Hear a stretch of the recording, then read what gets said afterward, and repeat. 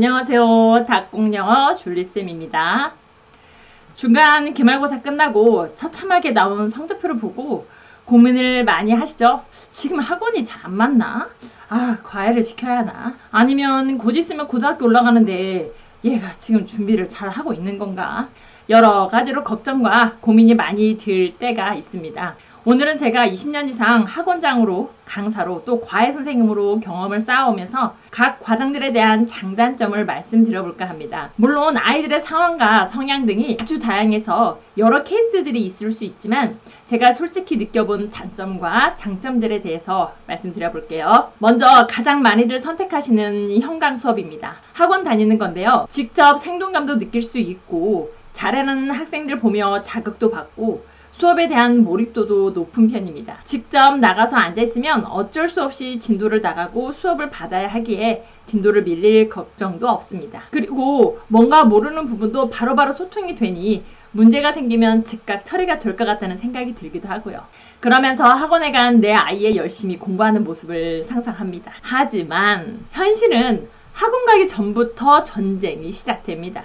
일단 오전 수업이 있는 경우는 일어나는 것부터가 쉽지 않습니다. 어찌어찌 일어났다 해도 여자아이들 경우는 쉽고 여기까지는 오케이. 그 다음 화장을 하기 시작합니다. 학원 시간 늦었어도 절대 화장만큼은 포기하기 쉽지 않습니다. 그리고 학원에 도착합니다. 학원에서 낯익은 친구들과의 폭풍수다. 그리고 다양한 소식을 공유하며 즐겁습니다. 사이가 좋으면 그나마 다행인데 행여라도 싸워서 불편한 친구가 있으면 학원 가기도 싫어지고 학원을 그만두네 마네 울고불고 한바탕 난리가 나죠. 한참 사춘기 나이 아이들이라 인간관계에 무지 예민하거든요. 수업을 받는 둥 마는 둥 핸드폰에서는 단통 문자들이 계속 수업 시간에 집중을 흐리게 만들고 있습니다. 이해 안 가는 부분이 있지만 주위에 보는 눈들이 많아서 물어보기도 뻘쭘합니다. 끝나고 물어보는 건 더 불편해서 그냥 다음에 물어보자 하고 책을 덮습니다. 무사히 수업이 끝나고 오늘은 올리브영 70% 세일이라 친구들하고 올리브영 털러 같이 가기로 약속을 하죠. 이렇게 신나게 놀거나 배고파서 맘스터치나 맥도날드 가서 즐거운 시간을 보냅니다. 1시간짜리 수업을 받으러 갔는데 반나절이 지나서야 집에 도착합니다. 간단히 예를 들어봤지만 핵심은 불필요한 시간 낭비, 모르는 문제에 질문하기 어려움, 친구들과의 관계에서 오는 영향, 그리고 더 중요한 건 아이가 숙제 안 해서 또는 문제를 많이 틀려서 하루 종일 학원에 남기는 거 장점보다 단점이 많습니다. 학생들이 남게 되면 선생님들이 계속 옆에서 알려주고 가르쳐주는 게 아니에요. 보통 자습실이나 빈 강의실에 남기고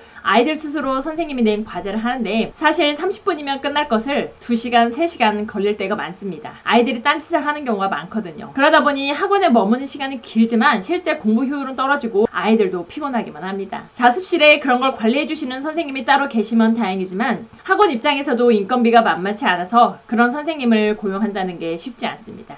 그리고 다수가 같이 수업하다 보니 내 아이의 학습 상황에 맞게 진도가 나가지 않습니다. 그러다 보면 효율이 떨어지기도 하고요. 그럼 이제 학원의 효율성이 떨어진다고 생각하시면 과외를 알아보게 됩니다. 과외의 장점은 내 아이의 현재 상태에 맞게 맞춤 수업이 나갈 수 있다는 거예요. 그리고 특히 선행을 생각하시면 과외는 더 장점이 될 수 있는 게 실력에 맞춰 진도를 조절할 수 있으니 많은 양도 빠른 시간 안에 마스터가 가능합니다. 그리고 원하는 문제집과 스타일을 요구하면서 수업을 같이 만들면서 나갈 수도 있고요. 하지만 일단 내 아이와 잘 맞는 과외 선생님을 찾기도 어렵지만 처음부터 부딪히는 게 비용입니다. 너무 경험 없는 대학생 쌤들을 붙이자니 믿음이 안 가고 그렇다고 경험 있는 쌤들을 붙이자니 과외비가 후덜덜합니다. 횟수로 과외비가 책정되다 보니 학원처럼 공짜로 보강이니 뭐니 더 서비스 수업이 이루어지지 못합니다. 또 집에서 이루어지다 보니 간식 챙겨야지, 집도 대충이라도 정리해야지. 과외 선생님 오는 시간에는 부모님들도 편하게 일을 볼 수가 없지요. 그리고 과외의 가장 큰 딜레마가 과외 기간이 너무 오래되면 선생님과 친해져서 점점 학습 효율이 떨어질 수 있습니다. 아무래도 긴장도가 덜해지니 숙제 해오는 것도 허술해지고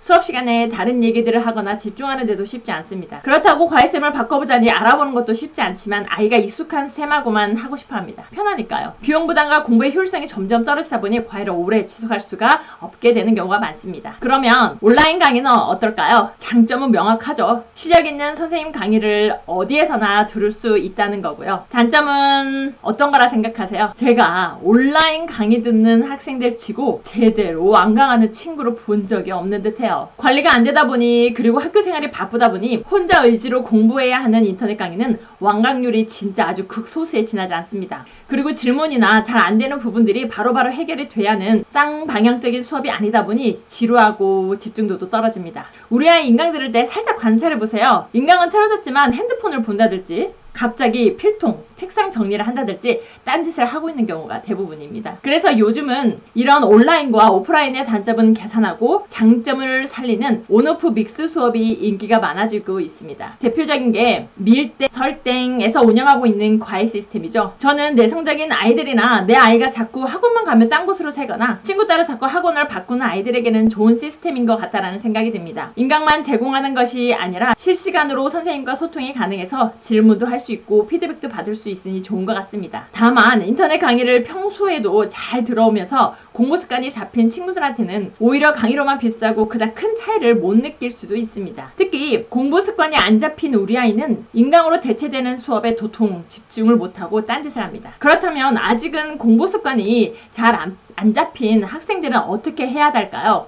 인강이 아니라 선생님이 옆에서 직접 가르쳐주면서 실제 수업이 진행되면 수업에 대한 몰입도와 주의 산만함이 없어질 수 있습니다. 즉 오프라인의 단점과 장점, 인강의 장점과 단점을 서로 잘 보완한 강의가 없을까 해서 제가 직접 만들어 봤습니다. 댓글 참고해 주시고요. 궁금하신 점 남겨주시면 답변 드리겠습니다. 부모님들은 우리 아이들과 공부할 선생님을 결정할 때 과연 우리 아이한테 맞는 스타일의 수업과 선생님인지 많이 걱정들 하십니다. 또 우리 학생들은 과연 이 선생님과 같이 하면 실력이 오를까 많이 걱정하게 됩니다. 하지만 생각과 고민으로 한두 달 날려보내느니 저렴한 가격이라면 일단 무조건 시도해보고 아니면 또 방향을 바꾸면 되니까 일단 해보자는 액션이 중요하지 않을까 생각해보네요. 또 중간고사 기간입니다. 이런 시험기간에 시험기간이 꼭 아니더라도 영어라는 과목에서 평생 궁금증이 생기면 질문할 수 있고 언제든 물어볼 수 있는 멘토가 옆에 존재한다면 얼마나 든든할까요? 한 번 수업으로 인연이 끝나는 것이 아닌 평생 손 내밀면 도와줄 수 있는 멘토가 되는 것, 이게 제 수업의 목표인 것 같습니다. 오늘도 열정적인 여러분들의 인생을 응원하며 닭공영어 줄리쌤이었습니다.